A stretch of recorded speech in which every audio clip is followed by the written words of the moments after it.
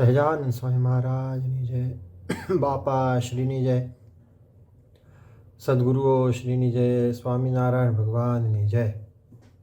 તીર્થધામ શ્રી અબજી બાપા શ્રીની છતેડી આયોજિત આજની આપણી આ સત્સંગ સભામાં જોડાયેલ આપ સૌ મુક્તોને મારા દંડવત સહિત જય સ્વામિનારાયણ. આપણે ગઈ વખતે પ્રથમનું 78મું વચનામૃત તેનો પ્રથમ પ્રશ્ન એ લીધો હતો. મહારાજે ખૂબ સુંદર સ્પષ્ટતા એમ કે કરી હતી. દેશકાળ ક્રિયાસંગ મંત્રશાસ્ત્ર ઉપદેશ દેવતા એ આઠેમાં પૂર્વકર્મનું જોર છે કે નહીં એને મહારાજે ખૂબ સુંદર એની વાત કરી. દેશકાળથી મહારાજ કે કર્મના ફર્યા નહીં, ભગવાનને સંતનું પ્રધાનપણું સર્વેમાં છે એમ, એ સર્વેથી ઉત્તમ છે. એની ખૂબ સુંદર વાત કરી હતી. અને આપણે બીજા ઘણા વચનામૃતોના રેફરન્સીસ મહારાજ બાપાશ્રીએ જે સ્પષ્ટતા કરી છે એ લીધા હતા. તો આજે પ્રથમના 78માં આગળ આમ તો 78મું વચનામૃત તો આમ ઘણું લાંબુ છે. આમાં 26 પ્રશ્નો છે. મહારાજે બધાના ઉત્તરો કર્યા છે. અને પછી એમ કે મહારાજે મધ્યાહન સમયે નાના સંતો જે હતા, વિદ્યાર્થી સંતો, એને પોતાની સમય પર બોલાવીને પછી કીધું તમે મને બધા પ્રશ્ન પૂછો એમ. એટલે મહારાજને પછી મોટા શિવાનંદ સ્વામીએ પ્રશ્ન પૂછ્યો કે સત્સંગમાં જેને ભગવાનનો અચળ નિશ્ચય હોય તે કેમ જણાય? ભગવાનનો અચળ નિશ્ચય, કોઈ રીતે ચડી ન જાય, કોઈ રીતે ડગી ન જાય એવો નિશ્ચય હોય તે કેમ જણાય? મહારાજ કે જેને ભગવાનનો અચળ નિશ્ચય હોય તે ભગવાન શુભ ક્રિયા કરે અથવા અશુભ ક્રિયા કરે, ગમે તેવી ક્રિયા કરે તો પણ કોઈ રીતે ભગવાનના નિશ્ચયમાં સંશય થાય. ગમે તેવી બધી જ ક્રિયાને કલ્યાણકારી મહારાજ કે માને. પછી આગળ કીધું કે ભગવાન હારે અથવા જીતે, કોઈ ઠેકાણે બીએ અથવા કોઈ ઠેકાણે રાજી થાય અથવા કોઈ ઠેકાણે શોક કરે ઇત્યાદિ અનંત પ્રકારની ભગવાનની ક્રિયાઓ જોઈને જેને અચળ નિશ્ચય હોય એને એમ જ સંકેત કે પ્રભુની બધી જ ક્રિયાઓ કલ્યાણકારી છે. અને મહારાજ કે જ્યારે બોલે ત્યારે એવી રીતે જ બોલે એમ.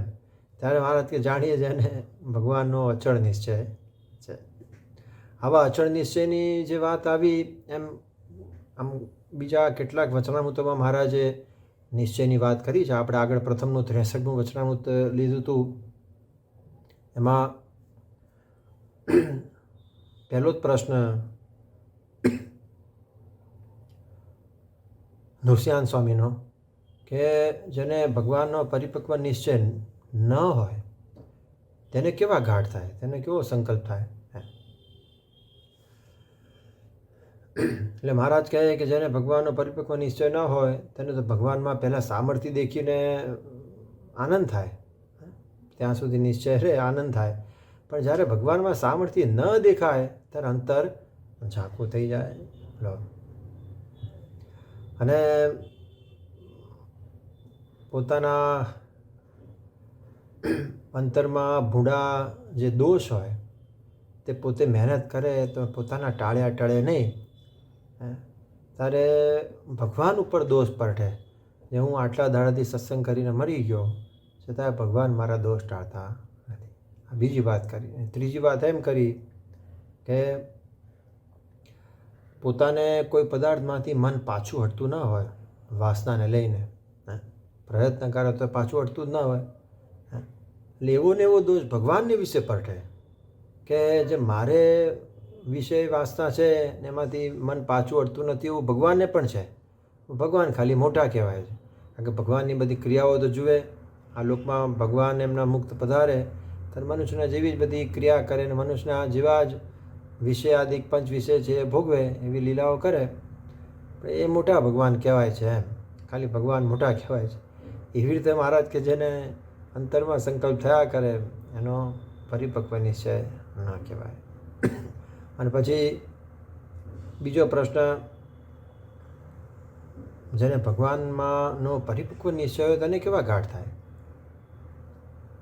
એટલે મહારાજ કહે જેને ભગવાનનો પરિપક્વ નિશ્ચય હોય તેને એમ થાય કે મારે સર્વે પ્રાપ્તિ થઈ રહી છે અને આ ભગવાન આ સંત છે ત્યાં જ પરમ ધામ છે. અને આ સંત સર્વે નારસંકાદિક જેવા છે. આ ભાઈઓ હરિભક્ત છે તો સર્વે કેવા છે કે ઉદ્ધવ, અક્રૂર, સુદામા અને વૃંદાવનના ગોપ તેવા છે. અને બાઈઓ હરિભક્ત છે તે સર્વે ગોપીઓ તથા દ્રૌપદી, કુંતાજી, સીતાજી, રૂકમિણી, લક્ષ્મી, પાર્વતી તે સરખી છે. અને હવે મારે કંઈ કરવું બાકી નથી રહ્યું અને પોતાના હૈયામાં અતિશય આનંદ વર્તે. મહારાજ કે એવી રીતે મહારાજ કે જેને વર્તે ત્યારે એમ જાણું કે એનો પરિપક્વ નિશ્ચય. મહારાજ કીધું ને અચળ નિશ્ચય હોય તો કેમ જણાય? અહીંયા મહારાજે એવી વાત કરી કે આવી રીતે એના મનનો અભિપ્રાય કેવો હોય તો આવી રીતે જેને વર્તે મહારાજ કે એને પરિપક્વ નિશ્ચય જાણ. એ જ વચનામૃતમાં પ્રથમના 63માં છેલ્લો પ્રશ્ન છે. મહારાજ કે જેને અતિ દ્રઢ નિશ્ચય હોય, જેને ભગવાનની વિશે અતિ દ્રઢ નિશ્ચય હોય તેનું લક્ષણ લો. મહારાજ કે થોડાકમાં કહું. મહારાજે 3 લક્ષણ સુંદર કીધા કે પ્રથમ તો એવું લક્ષણ કે પોતે અત્યંત ત્યાગી હોય, ત્યાગી સ્વભાવ હોય અને એની પાસે મહારાજ કે ગમે તેવી નિવૃત્તિ પકડીને બેઠા હોય પણ ગમે તેવી પ્રવૃત્તિ માર્ગની ક્રિયા કરાવે તો રાજી થકો કરે પણ લેશ માત્ર અંતરમાં મૂંઝાય નહીં. મહારાજે વડતાલના 17માં કીધું ને કે એક આત્મનિષ્ઠાવાળો એક ત્યાગી સંત છે, વનના મૃગલાની પેઠે એકાંત સેવન જ કર્યા કરે અને એને કોઈ બંધને થાય નહીં, કોઈને મળવું કરવું આ છે તે છે કશું ગમે જ નહીં. એવી રીતે નિવૃત્તિ ધર્મવાળા ત્યાગી હોય છતાં પણ જો ભગવાનની આજ્ઞા થાય અને ભગવાન પ્રવૃત્તિ માર્ગમાં રખાવે તો રાજી થકો મહારાજ કે રહે એમ, પણ પોતે મૂંઝાય નહીં. કેટલી જબરદસ્ત વાત છે. અને બીજું લક્ષણ એમ કીધું કે પોતાનો ગમે તેવો કંઈક સ્વભાવ હોય એ પોતે સ્વભાવ કઠણ સ્વભાવ હોય અને પોતે ગમે તેવા મહારાજ કે પ્રયત્ન કરે તો પણ ટળે એવો ન હોય, પોતે પ્રયત્ન કરે તો ટળે એવો ન હોય પણ પરમેશ્વરનો આગ્રહ દેખે એ સ્વભાવને ટાળવાનો તો તત્કાળ મહારાજ કે એ સ્વભાવને મૂકી દે.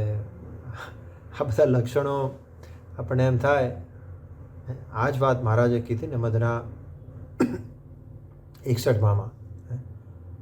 મહારાજ કે હરિભક્તના મોઢાની સભામાં મોઢાની આગળ બેસે ત્યારે લોકોને એમ જણાય કે આ મોટેરો છે, પણ મોટેરાની કેમ પરીક્ષા છે કે પોતાનું સર્વસ્વ ભગવાનને સંતને અર્થે કરી દે અને પરમેશ્વર જે ઘડીએ કહે કે તું પરમહંસ થા તો તત્કાળ પરમહંસ થાય.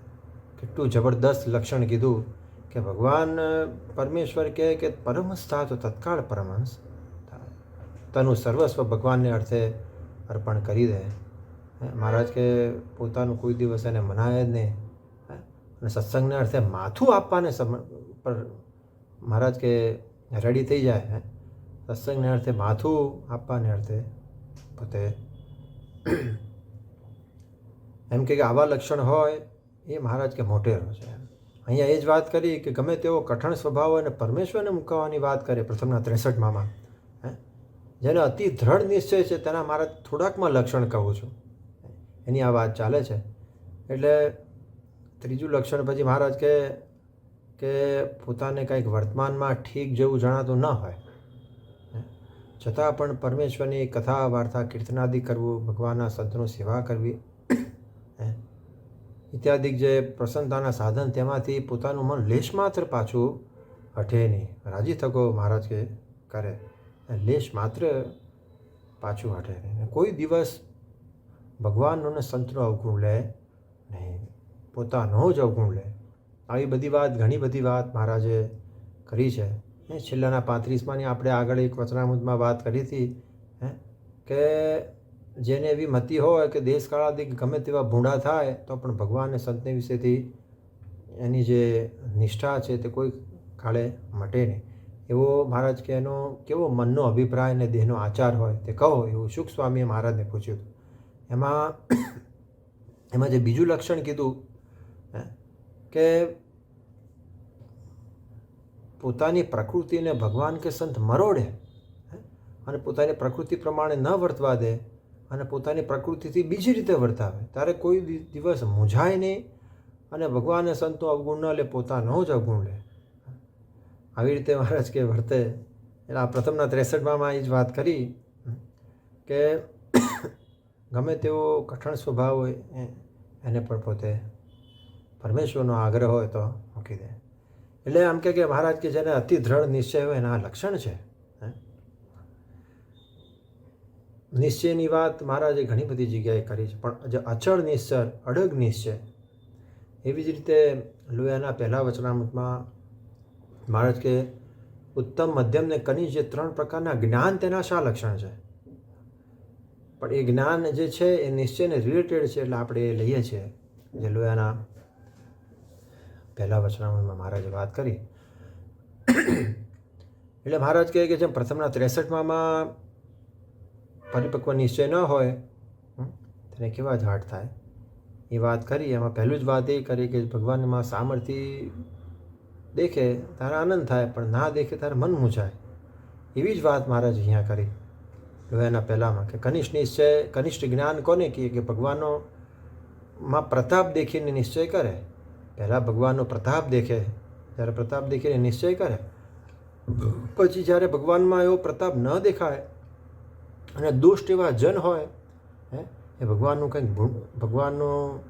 કંઈક દ્રોહ કરતા હોય ત્યારે એનું લેશ માત્ર ભૂંડું થાય નહીં. આવું થાય ત્યારે મહારાજ કે પોતાનો જે નિશ્ચય હોય તે ટળી જાય. મહારાજ કે કનિષ્ઠ જ્ઞાન કહેવાય. ભગવાનનો પ્રતાપ દેખીને બધાએ કીધું અથવા પોતે જોયું હોય, સાંભળ્યું હોય એટલે ભગવાનનો નિશ્ચય થાય, પછી ના થાય એટલે મૂકો પડ્યા. આ તો કે સામાન્ય મનુષ્ય જ છે. અને જેને મધ્યમ જ્ઞાન, મહારાજ કે મધ્યમ જ્ઞાન કોને કહીએ? મહારાજ કે ભગવાનમાં ને વિશે શુભ અશુભ ક્રિયાને કરતા જોઈએ. ભગવાનનો પ્રતાપ જાણીને નિશ્ચય કર્યો છે, પણ ભગવાન શુભ અશુભ ક્રિયાને વિશે જો પ્રવર્તે તો એનું નિશ્ચયનું ઠેકાણું રહે નહીં. અશુભ અશુભ ક્રિયાને વિશે કેવી રીતે પ્રવર્તે? તો આપણે આગળ લોયાનું 12મું વચનામૃત પણ લઈએ છીએ. સવિકલ્પ, નિર્વિકલ્પ નિશ્ચયમાં આજે મહારાજે ટોટલ 6 ભેદ કીધા. એટલે મહારાજ કે શુભ અશુભ ક્રિયાને વિશે પ્રવર્તે તો નિશ્ચય રહે. અને જે ઉત્તમ જ્ઞાન એને તો ભગવાન ગમે તેવી શુભ અશુભ ક્રિયાને વિશે પ્રવર્તે તો પણ કોઈ રીતે શંકા થાય નહીં. અને પોતાને નિશ્ચય કરાવ્યો હોય તે કે આ ભગવાન નથી એવું કહે તો જાણે છે એનું માથું ફર્યું છે, એનું માથું ફર્યું છે. કોઈ રીતે મહારાજ કે એનો નિશ્ચય ટળે નહીં. ગમે તેવી શુભ ક્રિયા અશુભ ક્રિયાની વિશે પ્રવર્તે તો પણ મહારાજ કે એનો નિશ્ચય જાય નહીં. અડગ નિશ્ચયની મહારાજે વાત કરી લોયાના પહેલાં. એવી જ વાત મહારાજે લોયાના 12મા વચનામૃતમાં કરી. આપણે જાણીએ છીએ મહારાજ કે ભગવાનનો નિશ્ચય 2 પ્રકારનો છે, સવિકલ્પ ને નિર્વિકલ્પ. એ બંને વિશે મહારાજ કે પાછા 3 ભેદ છે, ઉત્તમ, મધ્યમ ને કનિષ્ઠ. એટલે એવી રીતે મહારાજ કે ટોટલ કુલ કેટલા થયા? મહારાજ કે 6 ભેદ થયા. મહારાજ કે એના પૃથક પૃથક લક્ષણ શું? તો મહારાજ કે સવિકલ્પમાં કનિષ્ઠ નિશ્ચય કોનો?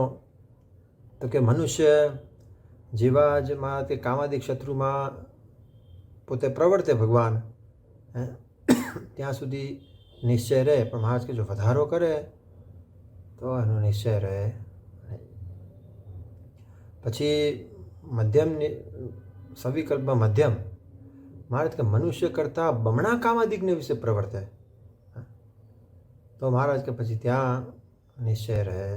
અને સવિકલ્પમાં જે મહારાજે ઉત્તમ કીધો કે ભગવાન ગમે તેવી નીચ જાતિનું આચરણ કરે, નીચ જાતિનું આચરણ કરે, અતિ નીચ જાતિનું આચરણ કરે, અને મધ્ય માંસનું ભક્ષણ મહારાજ કે કરે, અથવા પરસ્ત્રીનો સંગ કરે, ક્રોધ, હિંસા આદિ ગમે તેવું ભૂંડું અને નીચ જાતિનું આચરણ કરે તો પણ ભગવાનની વિશેની નિશ્ચય જાય નહીં.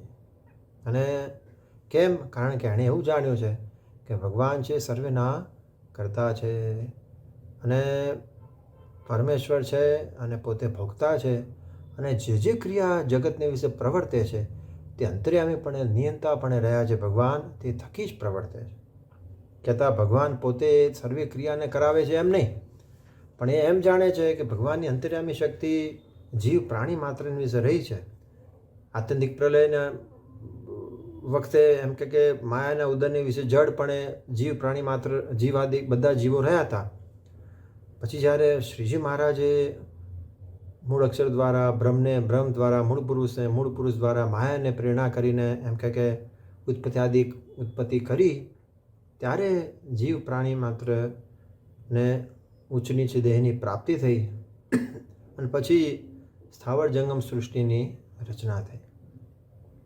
અને પછી એમાં જીવો જે કર્મ કરે છે એ કર્મ ક્યારે કરી? તો કે મહારાજની અંતર્યામી શક્તિ માયામાં વાયા માયા દ્વારા વ્યાપીને જીવો બધા માયામાંથી બહાર નીકળ્યા, ત્યારે જીવો કર્મ કરવાને સમર્થ થયા ને શ્રીજી મહારાજની અંતર્યામી શક્તિ વ્યાપી ત્યારે. એટલે મહારાજે મધના 31મા વચનામૃતમાં કીધું કે વૈરાજ પુરુષને વિશે વૈરાજના ઇન્દ્રિયો, અંતઃકરણ, પંચભૂત બધા હતા. વૈરાજના જીવે પણ માહી પ્રવેશ કર્યો ઉત્પત્તિ થઈ ત્યારે, તો પણ વૈરાજનું દેહ ઉઠ્યું નહીં. જીવ હતો તો પણ ઉઠ્યું નહીં. બહુ જબરી વાત છે મહારાજે કરી.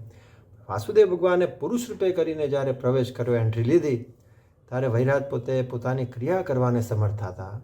હા, એટલે મહારાજની અંતર્યામી શક્તિ જીવ પોતે એમ કે ચૈતન્ય વસ્તુ છે, પણ આવરણોને લીધે પોતે જડપણાને કહેતા જીવ જડપણાને પામી જાય છે નહીં, પણ આવરણોને લીધે નિષ્ક્રિય થઈ જાય છે. એટલે માયાને વિશે નિષ્ક્રિય રહે છે. એટલે એમ કે આ લોયાના 12મા વચનામૃતમાં મહારાજે કીધું કે જેને સવિકલ્પમાં ઉત્તમ નિશ્ચય હોય તે એમ જાણે કે ભગવાન છે જે જગતને વિશે ક્રિયા પ્રવર્તે છે તે અંતર્યામીપણે નિયંતાપણે રહ્યા છે. ભગવાન પરમેશ્વર તેની ઈચ્છાએ કરીને પ્રવર્તે છે, માટે સર્વે કરતા ભગવાન છે. પણ આવી જો થોડી ઘણી કાંઈક નીચ જેવું આચરણ ભગવાને કર્યું એમાં શું સંશય છે એમ. એવી રીતે અડગ નિશ્ચય ભગવાનને વિશે હોય એમ. છતાં પણ પોતે સત્તા રૂપે નથી વર્તતો. આમાં જે આપણે આગળના વચનામૃતમાં જે વાત થઈ, લોયાના પહેલા વચનામૃતની જે વાત થઈ, એમાં જે મધ્યમ જ્ઞાનવાળાની જે મહારાજે વાત કરી, પહેલાં કનિષ્ઠવાળાની વાત કરી, પછી સામર્થ્ય, પછી શુભ અશુભ ક્રિયાને વિશે સંશય થાય, પછી જે શુભ અશુભ ક્રિયાને વિશે સંશય ન થાય, એ વાત મહારાજે અહીંયા એમ કે સવિકલ્પમાં ઉત્તમ નિશ્ચયવાળાની વાત કરી. એ જ વાત મહારાજે અહીંયા કરી કે ગમે તેવી ક્રિયા કરે, ગમે તેવું ગુનું આચરણ કરે તો પણ કોઈ સંજોગોમાં એને નિશ્ચય છે એ હટે નહીં. આ આપણે પેરેલલ એવા એટલે પ્રશ્નો લીધા, કારણ કે આજે ભગવાનનો જે અચળ નિશ્ચય જેને હોય તે કેમ જણાય? એ જે મોટા શિવાનંદ સ્વામીનો પ્રશ્ન, જે પ્રથમના 78માં બીજો પ્રશ્ન છે, એમાં જે ઉત્તર કર્યો, ભગવાન ગમે તેવી શુભ અશુભ ક્રિયાને કરે, બીએ ભાગે હારે, શોક કરે, રાજી થાય, આ બધું જે કરે, છતાં એમાં પણ કોઈ દિવસ એને સંશય થાય. એટલે આપણે આ બીજા જે રેફરન્સીસ છે એ લીધા. એટલે જ આ જ વચનામૃતમાં પ્રથમના 78માં 17મો પ્રશ્ન છે, આગળ આપણે આવશે ભગવદાનંદ સ્વામીનો, કે ભગવાનનું કર્યું સર્વે થાય છે, ભગવાનના ઈચ્છા કર્યા વગર બીજું કાંઈ થતું નથી.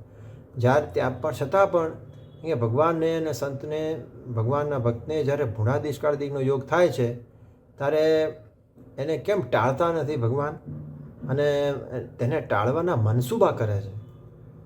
તો ટાળતા નથી પોતે, અને પાછા ટાળવાની ઈચ્છા રાખે છે એમ કે હવે શું કરીશું એમ બીએ ભાગે હારે એમ જે વાત કરી ને એમ.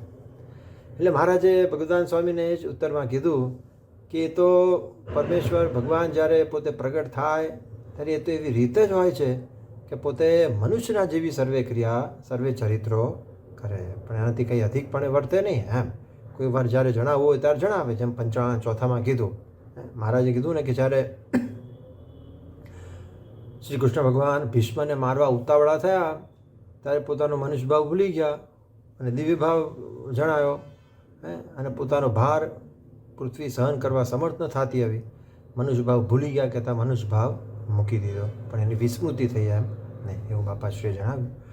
એટલે ભગવાન જ્યારે એવા ચરિત્ર કરે ત્યારે તો બધાને નિશ્ચય રહે, પણ જનરલી એમ કહે કે મહારાજ ભગવાન જ્યારે પ્રગટ થાય ત્યારે મનુષ્ય જેવી બધી જ ક્રિયા કરે. પછી જ્યાં મહારાજ ત્યાં આગળ વાત કરી, ભગવદાન સ્વામીને કીધું 17મા પ્રશ્નમાં, માટે પૂર્વે થયા જે અવતાર તે જેવા ભગવાન ચરિત્ર કરે ત્યાં સુધી સંશય ના કરતા, એથી કંઈ વિશેષ ચરિત્ર કરે તો સંશય કરજો. મહારાજનું કહેવાનું તાત્પર્ય એમ છે કે આગળ જે બધા અવતારો થઈ ગયા એ અવતારોએ પણ આવી લીલા કરી છે કે કોઈ જગ્યાએ બીને ભાગ્યા છે, હાર્યા છે. મહારાજે વડતાલના 18માં વાત કરી, મધના 10મા વચનામૃતમાં વાત કરી અને કહી દીધું કે બંને વચનામૃતમાં કહી દીધું કે ભગવાનના શુભ અશુભ એવા ચરિત્ર હોય. કાળ યવન આગળ મહારાજ ભાગ્યા હતા, કૃષ્ણ ભગવાન ભાગ્યા હતા, જરાસંઘ આગળ એમ કહે કે હાર્યા હતા, પોતાની રાજધાની તેને છોડીને, હસ્તિનાપુર તેને છોડીને દ્વારકામાં સમુદ્રના પટમાં મહારાજ કે કૃષ્ણ ભગવાન રહ્યા હતા, છુપાઈને રહ્યા હતા. એટલે એવી જ્યારે મહારાજ કે ક્રિયા કરે ત્યાં સુધી સંશય ના કરતા. એટલે અહીંયા અચળ નિશ્ચય હોય, જેને અચળ નિશ્ચય હોય તે કેમ જણાય. એટલે અચળ નિશ્ચય જ્યારે મનમાં એવું કન્વિક્શન થઈ જાય પોતાને કે આ ભગવાન ગમે તેવા અશુભ ચરિત્રને કરે, પણ એમાં કોઈ દિવસ સંશય કરવાને સ્થાન નથી, કારણ કે સર્વે ક્રિયા ભગવાનની અંતર્યામી શક્તિ દ્વારા જ પ્રવર્તે છે. ભગવાન છે એવી ગમે તેવી ક્રિયા કરે એમાં શું સંશય છે.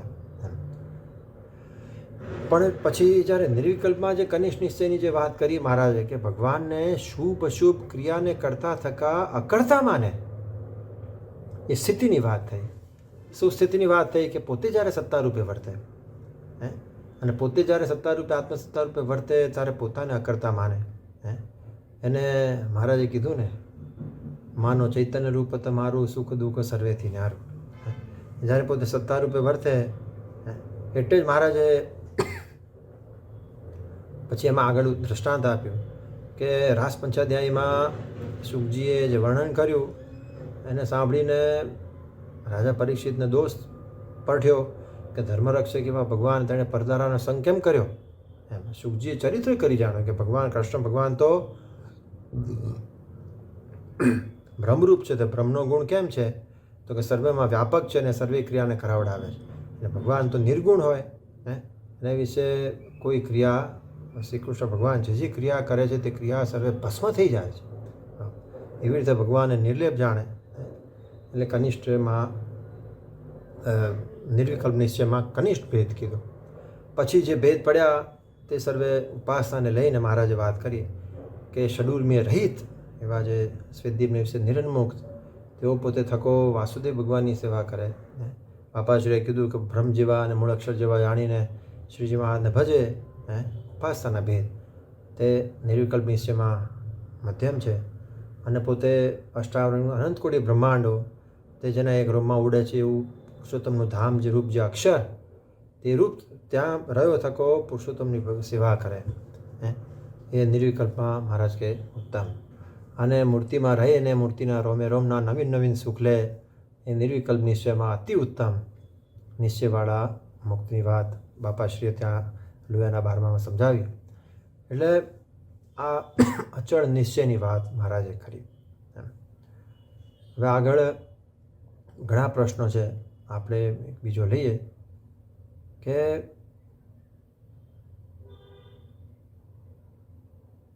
નિર્મળાનંદ સ્વામીનો પ્રશ્ન છે, નાના નિર્મળાનંદ.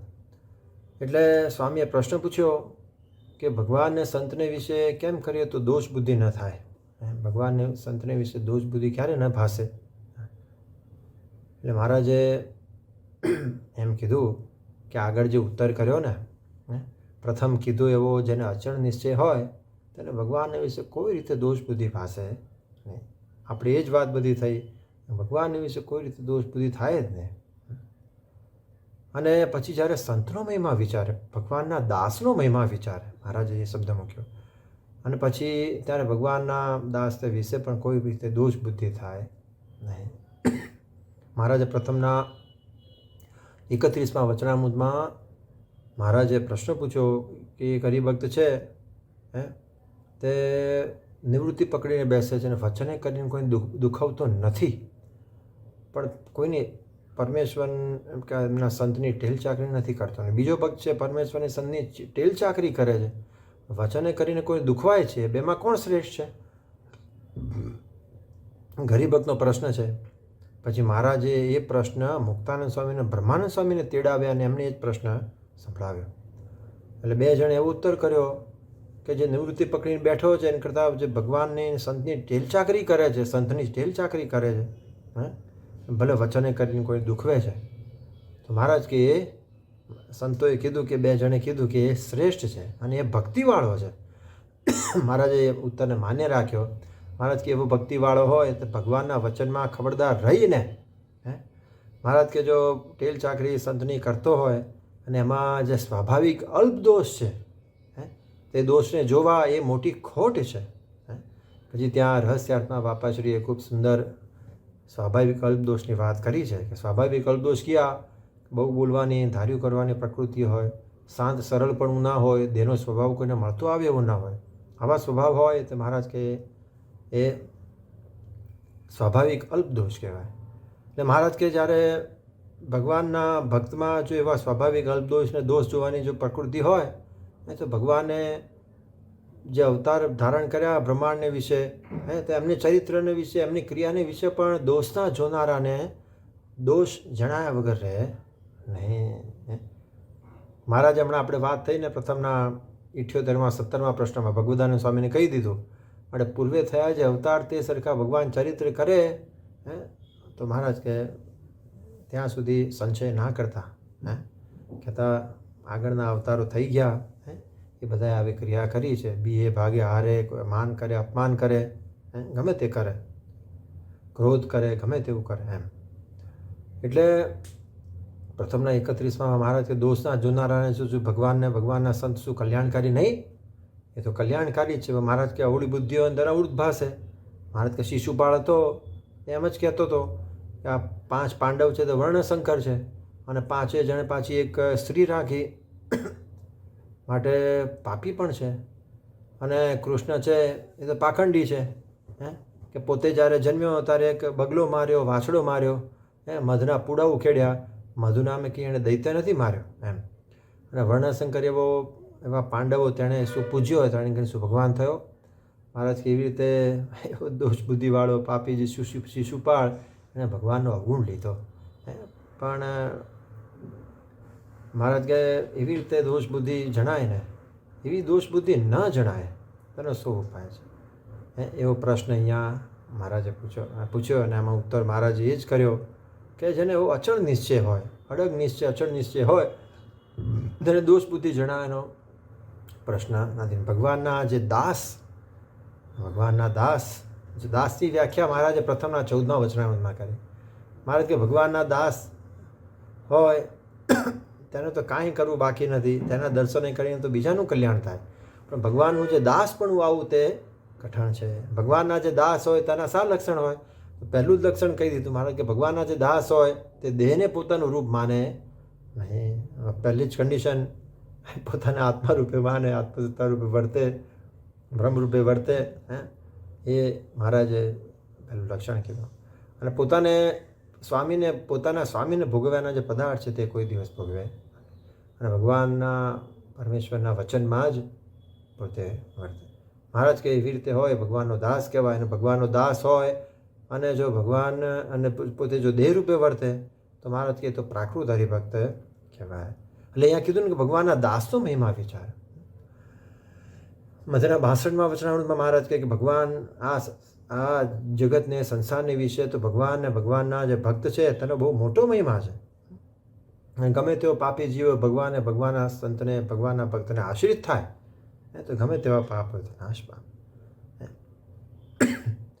બ્રહ્માંડ સ્વામીએ ગાયું ને મોટો મહિમા રે જગમાં હરિજનનો રે, મોહ નિવારે રે, આજ મેં તો ભેટ્યા રે અંક પર પ્રગટ હરી. એ પદમાં આગળ મારા બ્રહ્માંડ સ્વામીએ ગાયું છે. એટલે અડગ નિશ્ચયની વાત કરી. પછી નિર્માણ અને નાના બીજા પ્રજ્ઞાનંદ સ્વામીનો પ્રશ્ન છે ચોથો, કે જાગ્રત, સ્વપ્ન અને સુષુપ્તિ 3 અવસ્થામાં અખંડ ભગવાનની મૂર્તિ કેમ સાંભળે?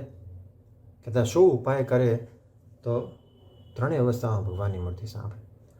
એટલે મહારાજ કહે કે જો જેને પૂર્વનો કોઈક અતિશય શુભ બલિષ્ઠ સંસ્કાર હોય તો ભગવાનની મૂર્તિ 3 અવસ્થામાં સાંભળે. અથવા ભય કામ ને સ્નેહ હોય, જેને અખંડ રહેતા હોય ભય કામ ને સ્નેહ, તો માયિક પદાર્થ હોય તે પણ સાંભળે અખંડ, તો ભગવાનની મૂર્તિ તો સાંભળે જ. એમાં શું કહેવું એમ. આમાં પણ ખૂબ ગૂઢાર્થ રહસ્યાર્થ મહારાજે મૂકી દીધો. એ પૂર્વનો બલિષ્ઠ સંસ્કાર, બળીઓ સંસ્કાર હોય એ શું સંસ્કાર? મહારાજે પ્રથમના 55માં વાત કરી કે દેશ કાળાદિક અતિશય ભૂંડા થાય તો ઉત્તમ દ્રઢતાને પણ ટાળી નાખે તો મધ્યમને કનિષ્ઠ સ્થિર દ્રઢ વાત. મુક્તાનંદ સ્વામીએ પ્રશ્ન પૂછ્યો 55માં કે ભગવાન તે જે ભગવાનના ભક્તને જે ભગવાનની જે દ્રઢતા છે તે એક સરખી દ્રઢતા કેમ રહેતી નથી? મહારાજ કે એક દ્રઢતા નથી રહેતી એનું કારણ તો મહારાજ કે દેશ કાળાદિક છે. એ દેશ કાળાદિક મહારાજ કે જો ભૂંડા થાય તો મહારાજ કે ઉત્તમ દ્રઢતાને પણ ટાળે. અને મહારાજ કે જો દેશ કાળાદિક અતિ ભૂંડા થાય તેમાં પણ જેમ છે તેમ જો દ્રઢતા રહે તો મહારાજ કે એને પૂર્વનો કોઈ ભારે પુણ્ય છે અથવા ભારે બીજ બળ છે. એમાં ભારે પુણ્ય શું ને ભારે બીજ બળ શું? એમાં ભારે પુણ્ય એ કે પોતે મહામુક્તોમાં શ્રીજી મહારાજના અનાદિ મહામુક્તો, સિદ્ધ દશાવાળા મુક્તો એમની અતિશય સેવાએ કરીને અનુવૃત્તિમાં રહીને નિષ્કામ ભાવે સેવા કરી હોય અને રાજી કર્યા હોય એ બેંક બેલેન્સ પૂર્વના પુણ્યની વાત. અને પૂર્વનું બીજ બળ કીધું, એ જે પૂર્વનું બીજ બળ કીધું શું કે પોતે પુરુષ પ્રયત્ન કરીને ધર્મ જ્ઞાન વૈરાગ્ય ભક્તિ 4 સાધન સિદ્ધ કર્યા હોય, એકાંતિકની સ્થિતિ એમ કે પોતે પ્રાપ્ત કરી હોય તો મહારાજ કે ગમે તેવા કઠણ ભૂંડા દેશ કાળ દેખતા હોય તો અમે એમાંથી ડગે. એટલે જ મહારાજે કીધું ને મધના 35માં મહારાજ કે આત્મદર્શન થવું હોય તો પૂર્વનો કોઈ ભારે બળીઓ જીવ હોય ને સત્સંસ્કારી એને જ થાય છે. શું?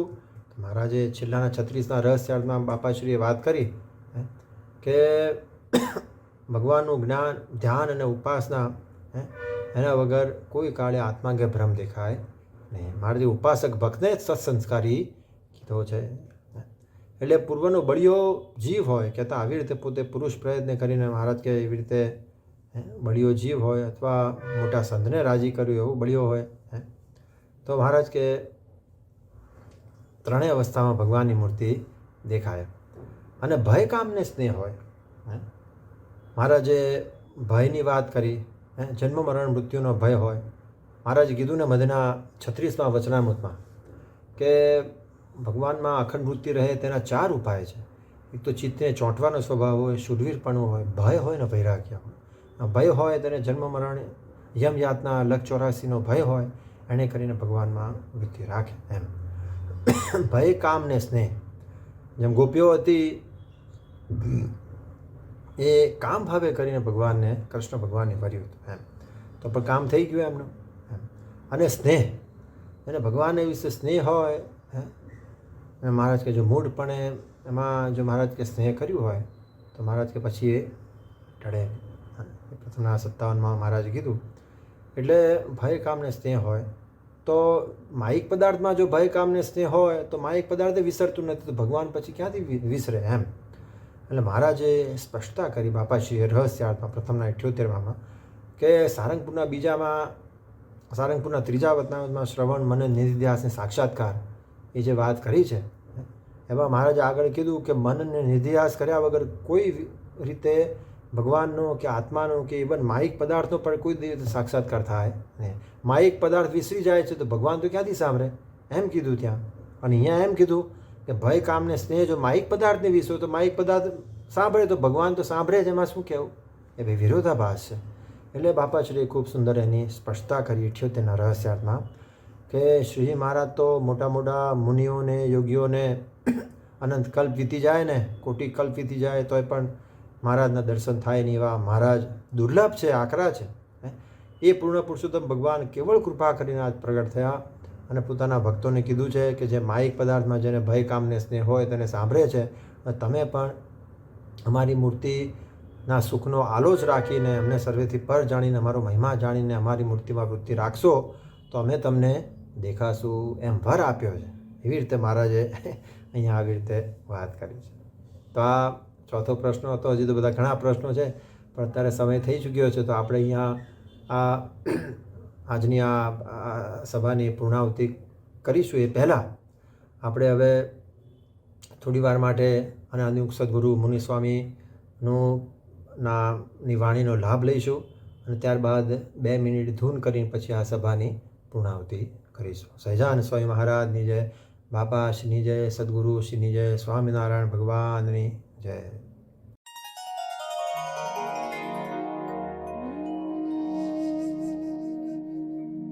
વચનામૃતમાં પણ મહારાજનું સર્વોપરીપણું, ધ્યાન, જ્ઞાન, ઉપાસના એ જ બધી વાતોમાં એ જ વાત. અધ્યાત્મ જ્ઞાન જે કહેવાય છે એ બધું મારી પાસે આવે છે. બાપા એ વાત કરી કે કોઈ મહિમાનો પાર પાડવા નથી થતી. કોઈ મહિમામાં શંકા કરે તો ન માનવી જોઈએ. શંકા મહિમા કહેવામાં બંધી પણ ન થાય. કેમ કે મહારાજનો મહિમા અપાર અપાર છે. તો એ મહારાજના મહિમા જાણવાથી જ મહારાજના હેત થાય અને માયામાંથી ચીચી જાય. જયારે મહારાજ કે મહિમા સમજાય ત્યારે જ વાસના પણ ટળે છે. આત્મનિષ્ઠા હોય અને માહિક સુખ નું તુષ્પણું જાણે અને ભગવાનનો મહિમા સમજે ત્યારે આ માયામાંથી જીવને હેત મટે છે. નહીં તો માહિક સુખ છે એ બધું ઊંડાના થયા જેવું છે. કીધું એમાં ચોટી જવાય છે અને એમાં ચોટવાથી મોક્ષ બગડે. પછી માખીની પેટે હાથ ઘસવા પડે છે અને 9 મહિનાની કેદ આવે. માતાના ઉદરમાં રહેવું પડે છે. 1 જન્મ લેવો પડે. પછી આ જીવને ઘણો પશ્ચાતાપ થાય છે. મોક્ષ બગડે છે. એટલે ભગવાનની મૂર્તિ વિના બીજા જે સુખ છે એ કોઈ વાસના ન રાખવી. મારી વાત તો જ મહારાજની મૂર્તિને સુખે સુખી થવાય છે. યાગી સાધુ થયા એને પણ જળ માયા અને ચૈતન્ય માયા એ સ્ત્રી ને દ્રવ્ય એનો ત્યાગ રાખો. એનો ત્યાગ રાખે તો મહારાજ રાજી થાય, મોક્ષ કરે. એમાં ફેર પડે તો મોક્ષમાં પણ ફેર પડે છે.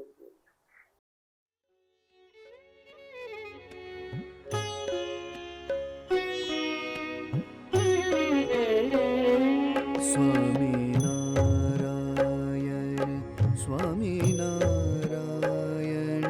સ્વામિનારાયણ સ્વામિનારાયણ સ્વામિનારાયણ સ્વામિનારાયણ સ્વામિનારાયણ સ્વામિનારાયણ સ્વામિનારાયણ સ્વામિનારાયણ સ્વામિનારાયણ સ્વામિનારાયણ સ્વામિનારાયણ સ્વામિનારાયણ સ્વામિનારાયણ સ્વામિનારાયણ સ્વામિનારાયણ સ્વામિનારાયણ સ્વામિનારાયણ સ્વામિનારાયણ સ્વામિનારાયણ સ્વામિનારાયણ સ્વામિનારાયણ સ્વામિનારાયણ સ્વામિનારાયણ સ્વામિનારાયણ સ્વામિનારાયણ સ્વામિનારાયણ